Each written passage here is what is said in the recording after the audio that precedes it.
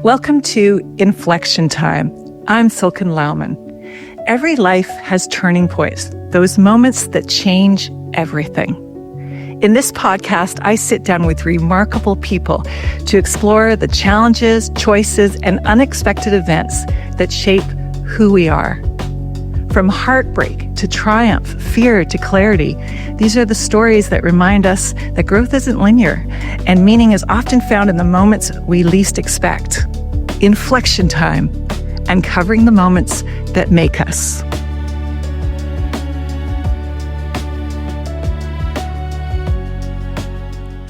Today, my guest is somebody I know really well. The founder, the owner of GoodLife Fitness, really the most successful Canadian gym fitness company in North America, one of the most successful in North America.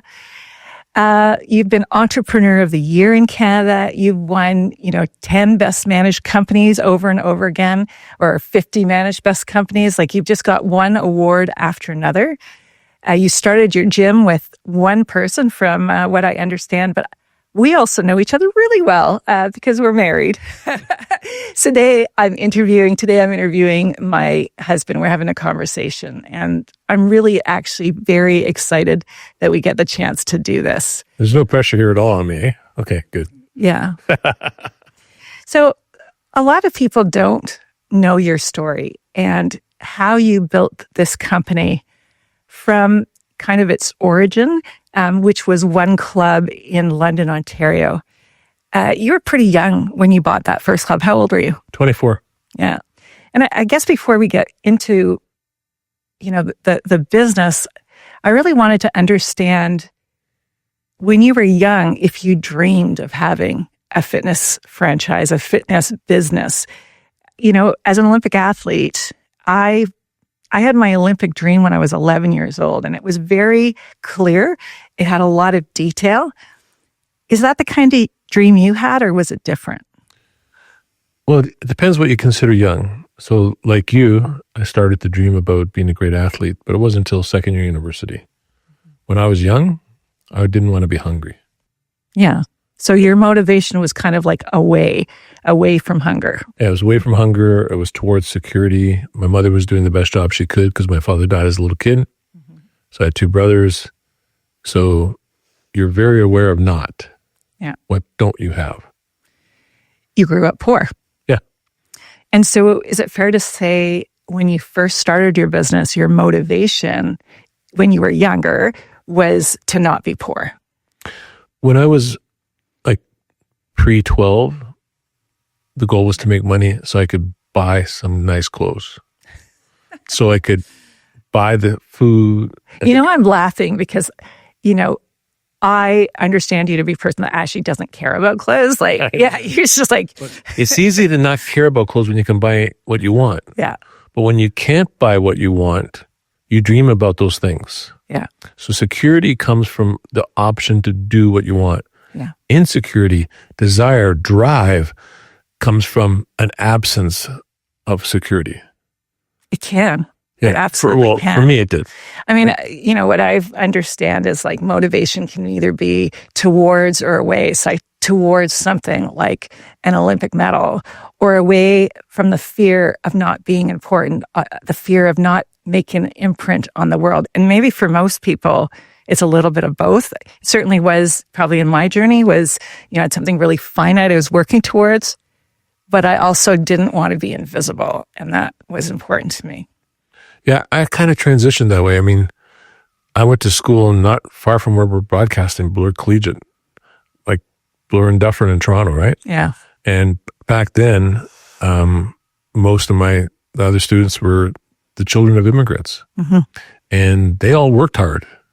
Yeah. Right. And everyone knew if we were going to get ahead, we had to work hard. And at that time, I'm not sure what it's like now, but it was a rougher neighborhood.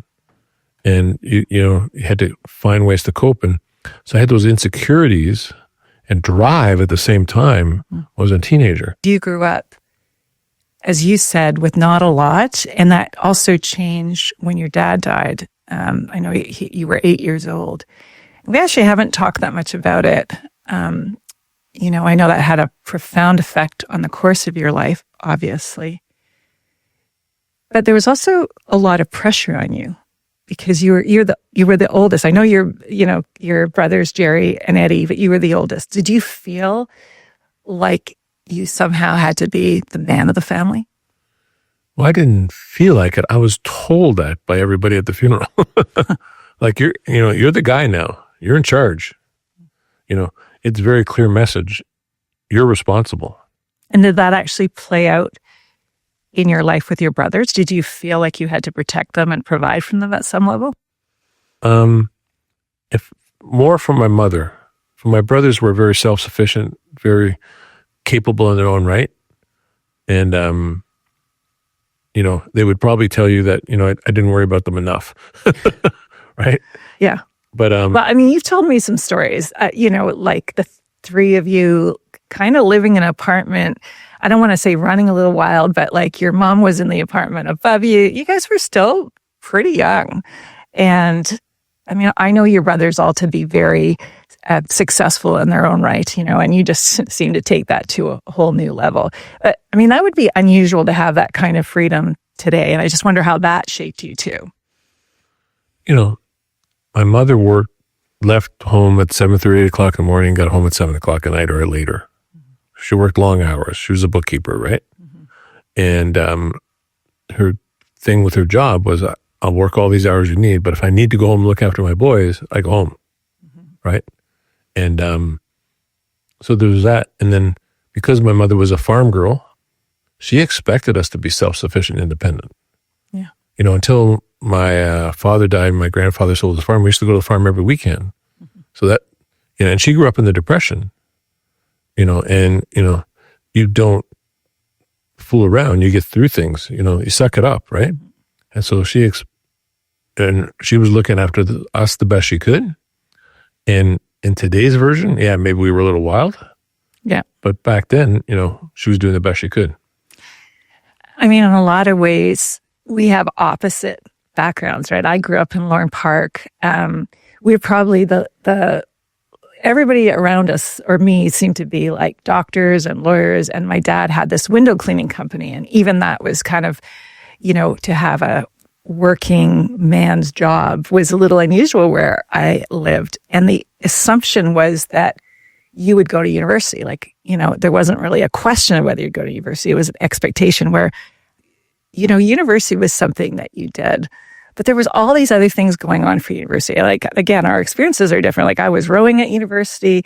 I was a pretty serious student. You seemed to kind of glide through your courses pretty well. I did really well academically, or at least, the things that you were interested in. But you're also running a business. Well, what happened is people here in college, a lot of them had come from private schools. I didn't know what that was. But they had great study habits. And it's really boring when everybody's studying. So I studied. For the first time in my life, I studied. Yeah. And my marks jumped like 20%. And then I got a job at the local bar, the Seeps, as a waiter and a bouncer. And I had a good social life that way, right? Yeah. And then I had this bad motorcycle accident where I ripped my whole body apart. Mm-hmm. And, I looked pretty bad. This shoulder is, still isn't as high as the other one. This arm still doesn't go straight. But, I thought, this is it, man. And the physiotherapy department there was fantastic. And the physiotherapist, Dave Wise, gave me some guidance. And I asked him an innocent question. I said, and it's led to my whole career. I said, if I came in more than 20 minutes, more than 2 times a week, would I get better faster? And he looked at me like I was clueless, because I was. And, I'd done lots of sports. And he says, yeah. Mm-hmm. And then, so I'd come into this clinic, and ironically, they had Nautilus exercise equipment in it.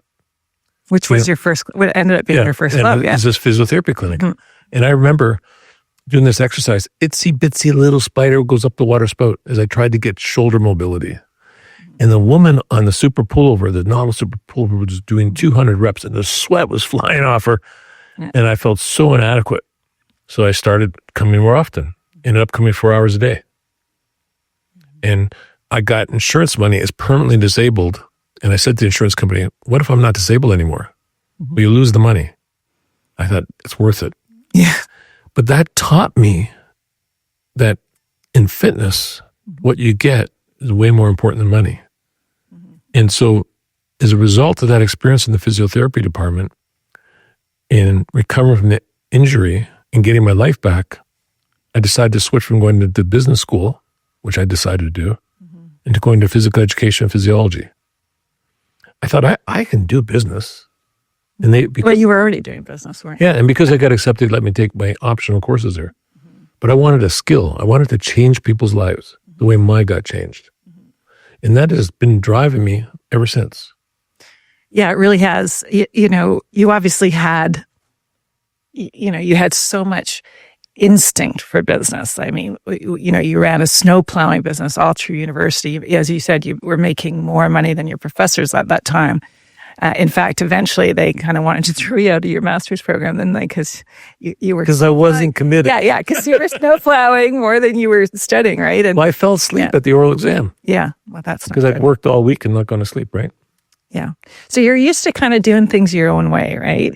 And you start your first club in 1970. But just for the record, yeah, those same guys gave me an honorary PhD, gave me a special award. Yeah, comes back. Yeah, it comes back eventually. You forgive them now, right? I love them. You do. You're a very, very loyal University of Western grad. And I know you've also done a lot of philanthropic work through Western. You funded an autism research. So we'll talk about that a little bit later. But just to stick with the building of your club in 1979, that was like, you were a university student or just finishing university. To buy your club, did you feel like you were taking a risk? Huge risk. But it wasn't just the risk. It was what I was giving up. And I often compare it to you. So, and back to your first question, what point of comfort was I operating from? So I'd been snow plowing. I was doing my master's at that stage, and I've been snow plowing for years. And when you snow plow, you freeze all night. Back then, you did anyways. And it's hard work. You go all day, all Where night. it's snowing, yeah. Yeah.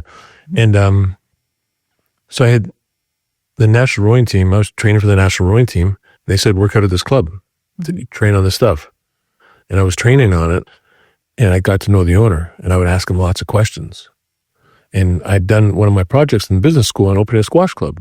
So I knew some of the questions to ask him. And he looked at me one day and said, well, if you're really into it, why don't you buy this business? I said, what do you mean? He says, I'm going broke. I'll be honest with you. So you're buying, that's not a really great sales pitch. You're buying a business that's going broke. So what made you think you could do it better? Because I'd been in that club and I saw how it ran. And Bob that ran the club worked in Sarnia. And he came down and he slept on the floor when he was doing stuff. His son came to work for me a few years ago, right? It was just like he made a business decision, wasn't right for his life. What it needed was 100% commitment. And what I brought to it was not just how you do it, but, I had a degree in physical education. I knew how to train people. I trained as an athlete. When I think about it, like so many, I would suspect you're one of the few people who had a degree in physical education and kinesiology that became a hugely successful entrepreneur. Like, the product means something to you. And I know that. Like, you couldn't have been building widgets or like the fact that it's fitness. And a lot of people don't understand that, I think, about the fitness business. Either they have a passion for it and they don't have the business acumen, but you really had both. Yeah. So that's kind of why, was it? Like, is that what made you buy it? The other part that I didn't actually finish with is I was supposed to leave the next day with the crew to train for the Pan Am Games. So I had to decide that night. Now that actually is an inflection point. Yeah. But I had to decide that night, which dream are you going to follow? Yeah. Like, are you going to go down and train with these guys in the Pan Ams, or are you going to have this chance to take a business that is a total failure just because you think you can do it differently? Yeah. There was no model to follow. No one had ever done it the way I wanted to do it. And so the guys went down They trained. They won a gold medal. I actually beat most of them again in the summer. But I didn't get a gold medal in the Pan Ams. They did, right? Yeah. And then... Because you made that choice. You wanted to go for it. And the business did nothing but lose money the first year. Well, where did you get the money to keep it going? I kept snowplowing. Oh, okay. So you're doing yours. Yeah, I snowplowed. It was your side hustle. I snowplowed for another 5 years. That's what I lived off. I actually didn't know that. I didn't know that you were doing that. Because like the story I've heard told, again, it's interesting when you talk about it a little differently, was that like every year you doubled from 1 to 2 to 2 to 4. But it was a while, it was a while till you got onto solid ground in the beginning. Oh, yeah. I mean... Because like a lot of entrepreneurs really wonder that. Like I know some of our listeners are going to be thinking, oh yeah, like everything went smoothly and then you got 2 clubs and you got 40 clubs and you got 80 clubs. No, it was nothing like that at all. I mean, I lived off my snowplowing business for those first 5 years. I didn't get a normal car until I'd been in business 6 years. So I snowed the snowplow business. And I always made less than my staff. Right? It's funny, isn't it? Because by the time people know about you, know about me, you're already well known. Yeah. You've already accomplished, and it's easy to forget the journey to get there. And like you said, the decisions that you made, like go to the Pan Am Games, don't go to the Pan Am Games. For me, it was like row, but don't have a social life. I could only do 2. I either had to row and go to school, or go to school and have a social life, maybe have a job. So like, that's the thing I gave up. I was just in rowing when you started. And I heard about this woman who's rowing 200. Oh, here comes the story. She was rowing 200 kilometers a week. Yeah. In a single. And I raced a single and I rowed 120 and people thought I was crazy. Yeah. So you had a reputation as being like extreme. Yeah. And then you won the world championships, right? I mean, I think that's actually, I always say we have a lot different about us. Like I definitely would not have fallen in love with you when you were in your 20s. You were way too wild for me. You were so much of a risk taker. But I think what we really have in common, we have a lot in common, but what we definitely have in common is that intensity and that passion when we decide we want to do something. I just want you to think about a couple moments. I can certainly recall some in my rowing career that are kind of like funny, that really kind of illustrate what you were willing to do. Did some hard things as like Nautilus equipment had a tariff. Can you imagine that? A Canadian tariff on it. I can't imagine. Bring it into Canada, right? And there was a difference in dollars. So I used to drive down to the United States, buy used equipment in a U-Haul, put 3 times the weight that I should in a U-Haul, drive in the back roads, bring it back up to Canada, right?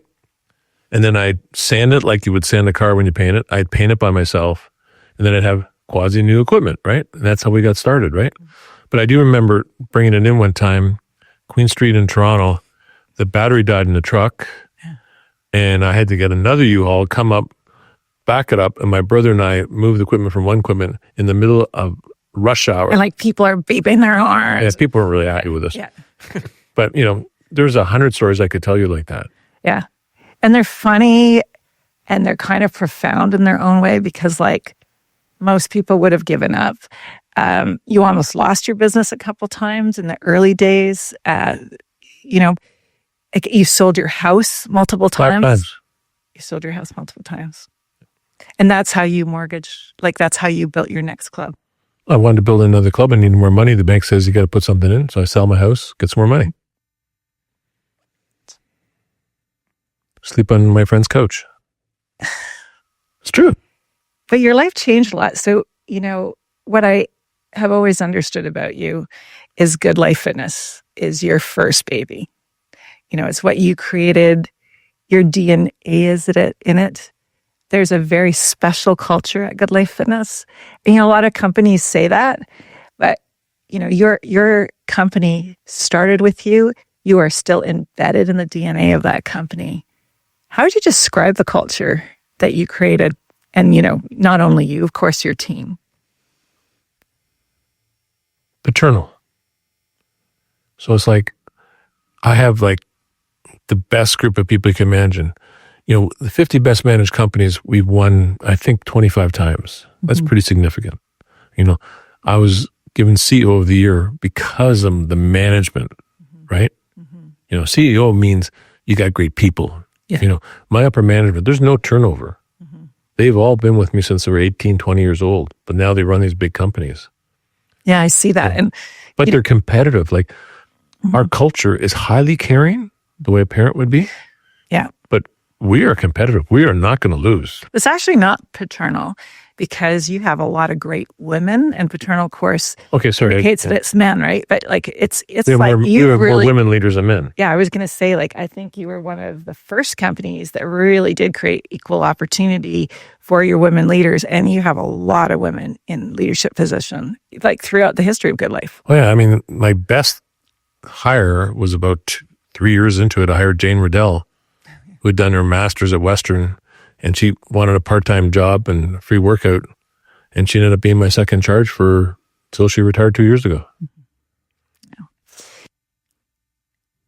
You've reached all the goals you set for yourself at GoodLife. I never set any of those goals. Mm-hmm. You know, I just kept changing the bar. Yeah, Yeah. exactly. But I mean, like, you don't have to work anymore. You don't have to do this anymore. Why are you doing it? I think what else can I do? And my purpose is more about helping with autism. Like I want to create a prize, like the Nobel Peace Prize, but for autism, to encourage research in helping people improve the quality of life with people with autism. So some people are very high functioning and other people can't communicate.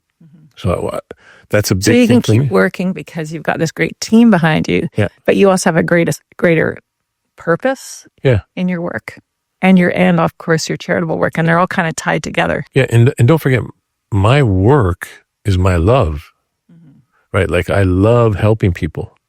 Like that turns my crank when I get those thank you cards. I know it's funny, right? When we get to the stage and you're, a few years ahead of me. But like a lot of our friends are retiring. People always ask us, like, when are you guys going to retire? I was like, well, we don't like have to retire because we have so much flexibility in our schedule. So it's like, why would we take up like knitting or golf when Nothing we wrong both with love what we do? No, go for it. But like, you love what you're doing. I love what I'm doing. And I think that is a gift. Yeah. And, in the fitness world, I'm improving the quality of people's lives. That is a form of charity, Yeah. right? Yeah. I know you feel that That's my mission. what you do concretely makes a difference in people's lives. It's like Yeah. rewarding in itself. I often think of doctors who work so hard, but someday, every day maybe, they have to tell someone something not so pleasant. I don't have to do that. I get to tell people, you're going to feel better, you're going to look better, you're going to live longer. It's not a bad thing. No, it's great. As an Olympic athlete and the founder of Unsinkable, a mental health charity, I know the power of a supportive community in reaching your physical and mental fitness goals. That's why I love GoodLife Fitness. It's more than a gym. It's a place where you can really thrive and find connection. As a special thanks for joining today, you can experience it yourself with an exclusive 7-day pass to any GoodLife Fitness location across Canada.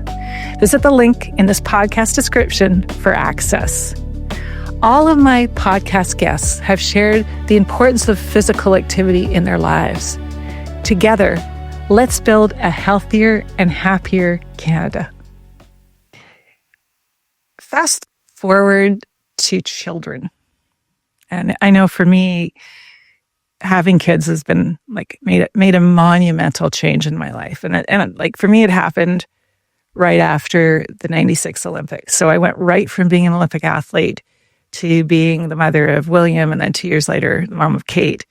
And I mean, there's nothing you can do to anticipate the way that kids are going to change your life and like your priorities. Everybody says that, but when you're actually in it and every day you're making choices, like, do I work more? Do I come home at 3:00? What do I make for the kids for lunch? Like, do I work out or do I spend another half hour with my kids? There's so many choices all the time.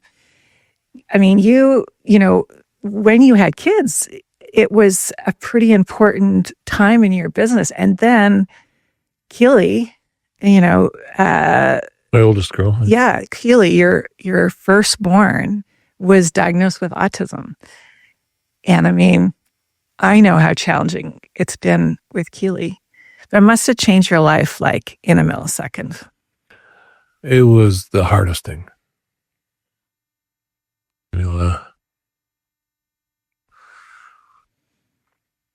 We went to find out why our daughter didn't hear with my first wife. Why our daughter didn't hear very well. And the psychiatrist tells us she's autistic. You should probably put her in an institution and get on with your life. That was pretty hard. Still hard. Yeah. So, I know it. said that's not going to happen. And you've just been this amazing parent to Kilee. You've like never stopped believing that she can learn and she can grow, and you've never hid her. You've brought her front and center into your life. You brought her places that, to movies and to business conventions. And, I so respect how you've shown up for Kilee, like all along the way. And you have a really special relationship with your little girl. And we still call her little, right? Because even though she's 29. She's the oldest of all the kids, right? And I think they still refer to her as my big little sister. Besides the diagnosis, which I know is like, I can't imagine, because I wasn't part of your life at that time. Yeah. I was really lucky because I'd given my massage therapist, who's a longtime friend of mine, a book called Outsmarting Your Karma. And the guy who wrote the book, his name was Kaufman, had a son who had autism, and he helped him get out of autism in that particular case, right? And a gentleman that trained with him was from London, Ontario originally. His name was Jonathan Alderson. And Jonathan is still one of the premier trainers in autism in Canada. And he said to me, Patch, just love her the way she is. And that was pivotal. Because all this stuff you have, what is her graduation going to be like? What sport is she going to play? All that stuff. Is she going to have friends? Drop it. Just drop it all. You know how hard that is for someone like us to let go of all the aspirations and to say enough is good enough. That's good enough. I mean, the key thing in my book, Living the Good Life, is good enough is good enough. And also now I had to say, yes, you had to live it.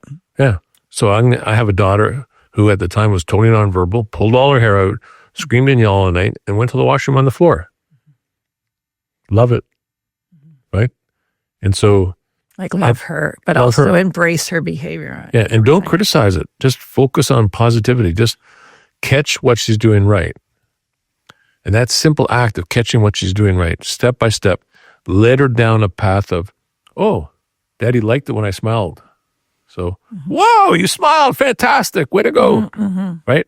And now she smiles more often, right? Now she smiled a lot. Now she So it was all based on reinforcing the behavior you wanted. Exactly, right?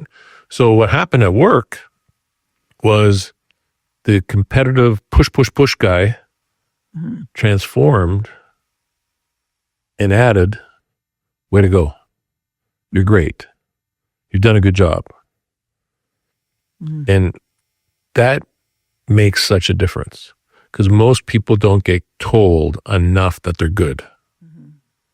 Right? And it's not that we're not highly competitive at work, but I also recognize how talented my people are.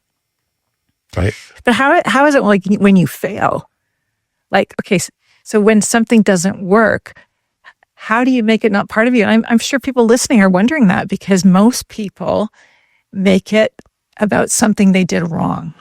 In my humble opinion, if you don't fail more than you win, you're not trying hard enough. Like, if you play a sport, the majority of the time you're not going to win. There's only one winner, right? There's only one. You run a marathon with 20,000 people. There's only one person wins. But you never meant it mean anything about you. Like you never let it mean anything about. But were you learning from your losses?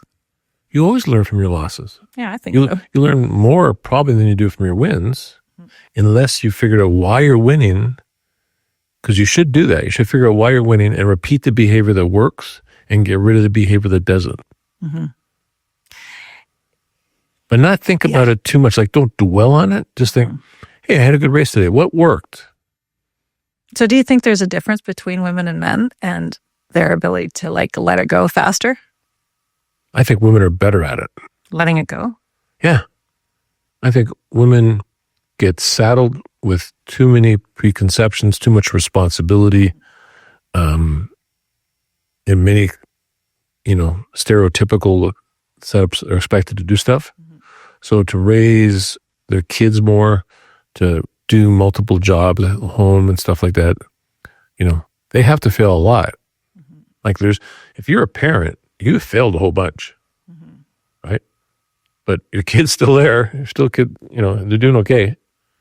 And, Yeah, it's interesting. I'm just thinking as we're talking, and again, I kind of have a secret look because nobody else would know this about you, but as much as you're incredibly resilient when it comes to like business and your successes and trying new things, the thing that really throws you back is when it's personal relationships, when it's people that you love.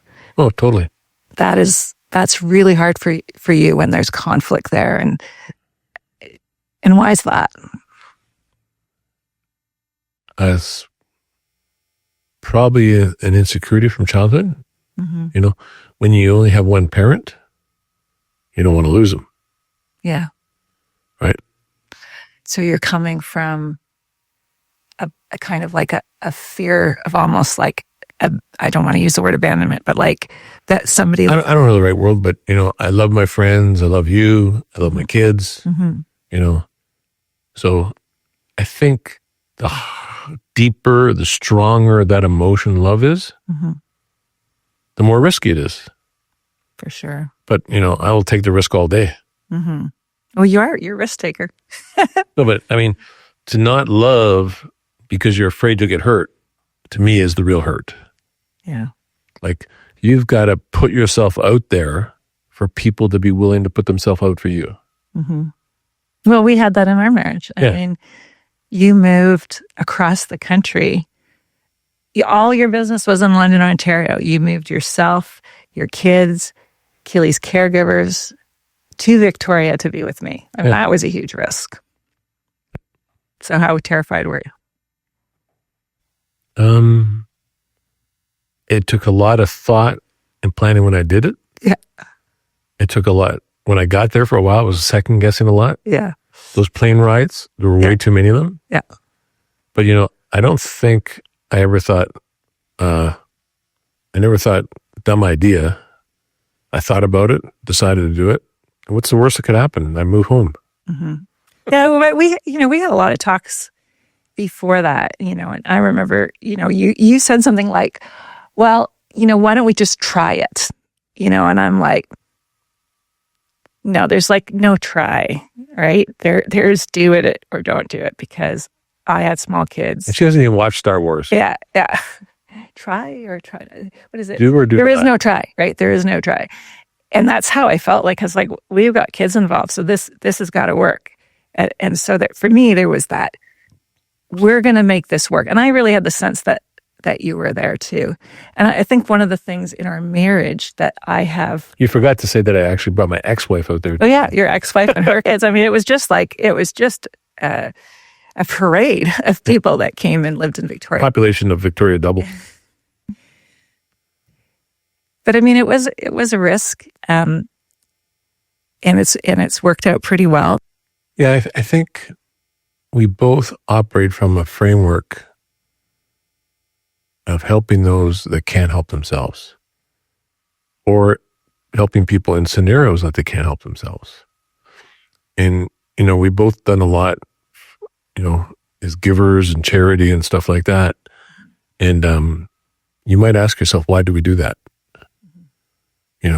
From my side, I learned it from my mother, because even when we were poor, we brought people in who were poorer, right?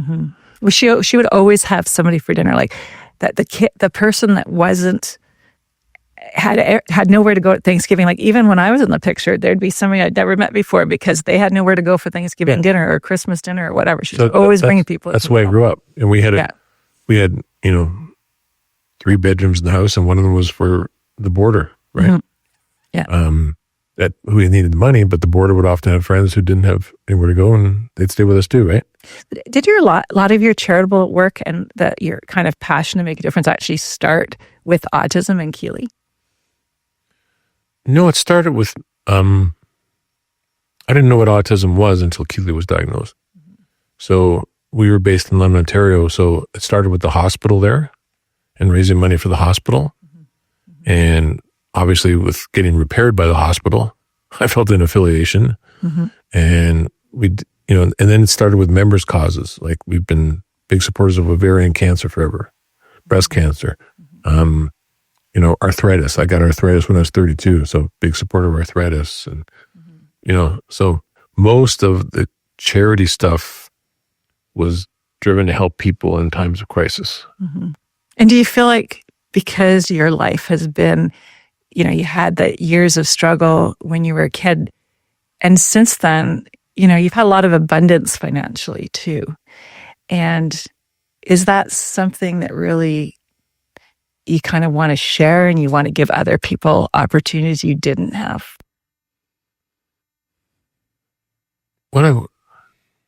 It's not quite that way.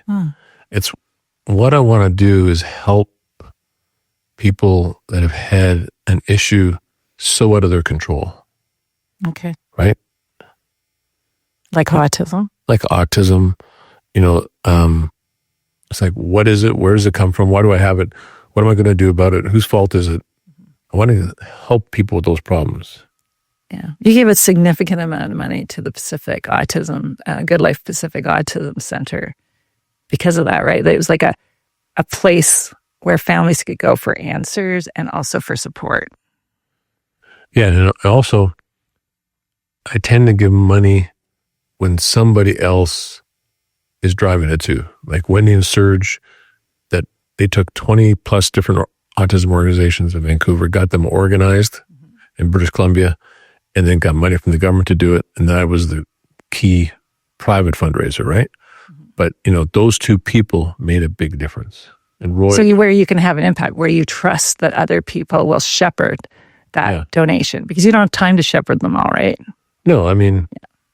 And sorry, I'm going to just I think, you look at some of the companies and individuals that are giving in Canada, and you're actually one of the more philanthropic companies and individuals, but, you don't necessarily put that front and center in your life or in your company. I mean, we talk GoodLife Kids, of course, is something that's promoted through the company, but you give a lot of stuff just kind of silently.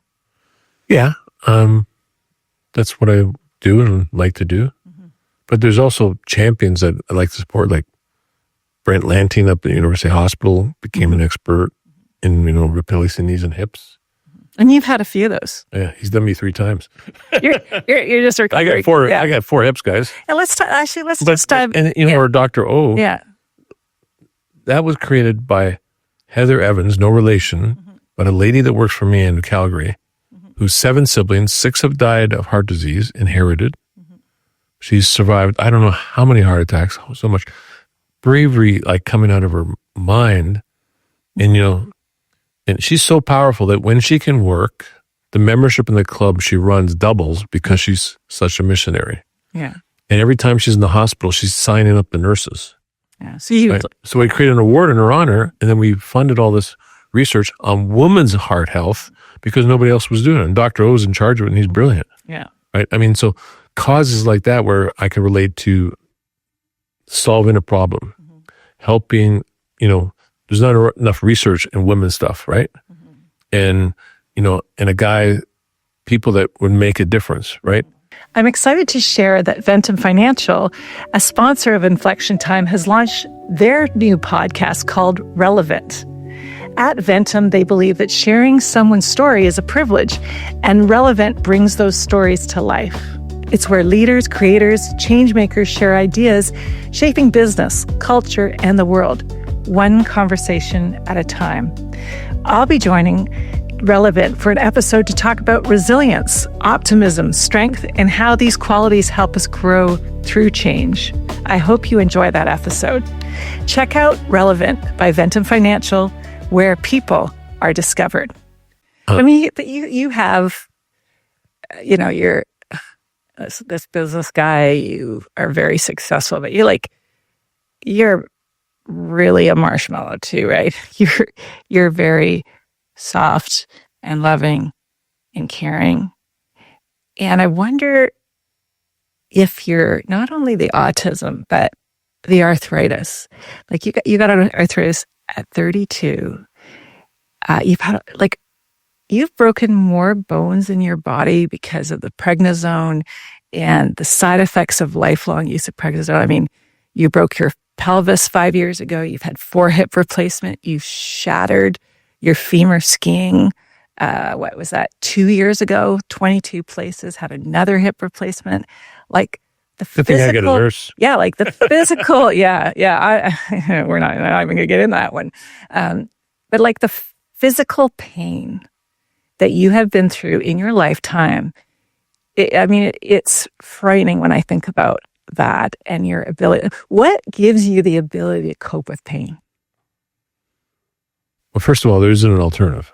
No, it's true. And I think another thing is it doesn't occur to me, and I won't blame somebody, right? And I won't say, why did I get it, right?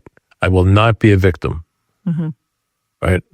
Want nothing to do with that. I can hear that commitment. Right?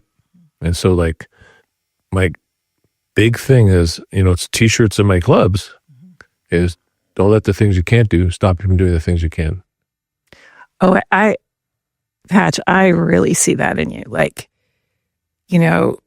When your leg was in 20 places and you'd had 4 blood transfusions, and I mean, you were so weak, but you still were getting on the station bike. Like I'm talking, well, we sent you in an ambulance from Vancouver to Victoria. And within 4 days, you were on the stationary bike, like hardly being able to put any pressure, but you knew that just by keeping your leg moving, like the willpower. I've been injured a lot. I broke my humerus, my arm bone in 5 places 2.5 years ago. I know what it's like to have that kind of intense pain. I was a nurse that time. Yeah, you were the nurse that time, yeah. But so where does that come from? Like, that is so hardcore. I bet you it comes from the farming gene. I remember working on my uncle's farm. It was kind of almost like a midnight farm when I was 13. I said, this is the hardest job in the world, right? Compared to other ways I could make money. Yeah. And I think. So like you learned the hard work. I learned the hard work. I mean, we started work at 6 in the morning. We worked till, dark. And, there's lots of farmers in my background. So maybe it's that. Maybe it's. What does, maybe, yeah. I think there's. But it's also, it's a decision. Yeah. You can decide what you want to be and how you want to feel. And you can decide to be a victim, or you can decide, forget it. Yeah. Right? I was told not long ago that for the level of arthritis I have and all that kind of stuff, I'm way past my due date. And I think the reason I'm way past my due date is because of positivity, like choosing to win, right? Thinking about the right things that are right. You and I sometimes disagree about this because I think my understanding of kind of like being a human in the world is more nuanced. I absolutely believe in a lot of things that you say about, and I am myself, I always look for the light. I look for the positive. I too don't feel like a victim, even when really crappy things have happened. But I also am familiar with sadness and depression. And I don't think that you can always make yourself happy or you can always choose to be happy. I think there are other forces in play right now or sometimes in people's life, including chemistry, including like being given a chance too. Like there are people out there that it's like nothing has gone right. Yeah. Nobody's believed in them. And you know that too. Like you've seen that with autism. Like Kilee's got not only autism, she has seizure disorder, she has bipolar disorder. Like she's got so many things layered on top. And you always say, like, what more can this kid be given? Like, life is not fair. Yep. So how do you balance in your thinking those two sometimes opposing forces of like wanting to be positive, being, searching for the things that you can do, but also allowing sometimes for things not to be okay? My quickest answer is I go for a workout. Mm-hmm. But I don't beat myself up if I'm not feeling good. Mm-hmm. Right? I don't get worried about not feeling good. I just accept that I'm not feeling good. Mm-hmm. Like, you mean when you're in an inflammatory state? Or an inflammatory state, or I've had a financial setback or a family mm-hmm. setback. Like you said, the only thing I get worried about is personal. Mm-hmm. But all the other stuff, I broke another rib. Sometimes I'm breaking 2 or 3 ribs a month, as you know, right? Mm-hmm. When you take an x-ray, my ribs are all broken. Mm-hmm. So really, does it help to worry about it? Not so much. So I'm lucky that I don't have a chemistry imbalance like, my daughter does. Mm-hmm. There's nothing she can do about that. But if I keep feeding her positivity, mm-hmm. some of it gets into her, right? And so...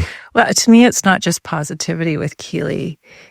It's that you show her love, and you show her love that's unconditional. Like it's easier for you to accept Kilee almost than the other kids, because in your mind, she is perfect, right? You would love her to have other opportunities. Yeah. But you're right. I don't have expectations. You don't have any expectations. Yep. So it's all, yeah. I'm just thinking though, it's, just kind of coming back to this, the burden of pain that you've had your whole life. Because I know a lot of our listeners will be struggling with maybe pain in their bodies, with an obstacle that just seems overwhelming. Like we all do, right? Like there's times like, it's not true to say there aren't times that we just think like, how are we going to get through this? And I know what you've been through in the last 2 years and how many infections you got in your leg, how many times we were both sitting there and going like, this could go one way or another. Yeah. And then on top of all of that, I was stung by a bee in January, a wasp probably, and almost lost my life to anaphylactic shock. Had an EpiPen, but, one EpiPen wasn't enough. I was hiking in a remote area. So I feel like the layers of challenge that we've had in the last 2 years, just around the physical stuff. And I know like there were a couple times last year where, we were both like, when is this going to end? So I guess my question is twofold. Like when you're feeling like that, I know what I think of. I just think of the expression, this too shall pass. Like really knowing, I think when I had my accident in 1992 and I got through that against all odds, like my leg was shredded, my ankle was broken. I had like a seeping wound at the 1992 Olympics and I won a bronze medal. And that was just like, for me, kind of this moment, an inflection point for me where I was like, wow, the mind really is stronger than the body. Yeah. Like the mind can do things. And then I think also like when I was growing up, sometimes there's just so much chaos in my house and so much emotion, so many things that I didn't understand, but I always knew I was going to be okay. And that's kind of what I sense with you, that like, no matter what comes at You just know you're going to get through it. Well, that's true, but I know there's a time I won't get through it. Right? I know all the perseverance, all the hope. There's going to be a time I don't get through it. I don't want to think about that time. Yeah, but it happens to everybody, right? Mm-hmm. And I choose to operate without that fear. And it's not that, when I'm can't get out of bed because every bone hurts, when I can't open the door and have to wait for someone to open it. It's not that I don't get hyper frustrated and lonely and agitated and wonder why can't I open the door? And I mean, that kind of... But like you said, you kind of go, okay, somebody will come to the door sooner or later. And that's the kind of, it'll pass, right? Except that we're aging. Yeah. And with aging, I was with my dad this weekend. He's 88. I'm like, there's just that, like, every time I see him, there's that level of capability that he's lost. And I don't think you can hit even 60 without starting to notice how the capability starts to diminish. And do you think the fact that you've had so many moments where your capabilities have been diminished when you were 30 and 40 and 50 is going to make a loss of capability as you age worse? Easier or worse? Worse. Okay. Right? Like, you essentially work, fight to get it. And, the bonus of becoming an old man at 20 when I got 32 when I got arthritis. Mm-hmm. At 20 when I got technically disabled with the physical. The bonuses of that is I appreciate stuff. Mm-hmm. I think I appreciate things at a level most people don't appreciate. Even a year ago, I had cataract surgery, and all of a sudden, everything's more colorful. Right? Yeah, you convinced a lot of people to get cataract surgery. The sense of potential loss, the sense of being given another chance, those are wonderful things, right? Mm-hmm. Unless you've been there, you can't know what it's like. And so you can imagine it, but you don't know what it's like to have an autistic child if you haven't had one. Yeah. And, it just resonates so much because, a lot of people say, oh, that was a near-death experience, because like the car in front of them, cut in front of them, and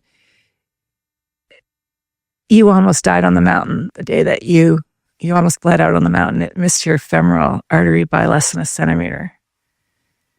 In January this year, I was lying on the trail, knowing that I'd used my one EpiPen, knowing that I was like at least an hour from the trailhead.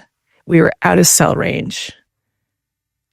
And there was a good chance I was going to have a second reaction. And I just remember like looking at the roots of the trees and going, wow, like just staring out, and they're so beautiful. And I was thinking like, wow, I didn't think it would go down this way. Like all these thoughts, right? And then just being flooded with gratefulness, and I actually thought inside my altered state head at that moment, like, I've had so much fun. It's been a good run. Uh-oh. I'm making you feel, I feel really emotional. And then I, snapped out of it and I kept going. Meanwhile, I'm on crutches, guys. I'm like 45 minutes away. My sister-in-law runs to me.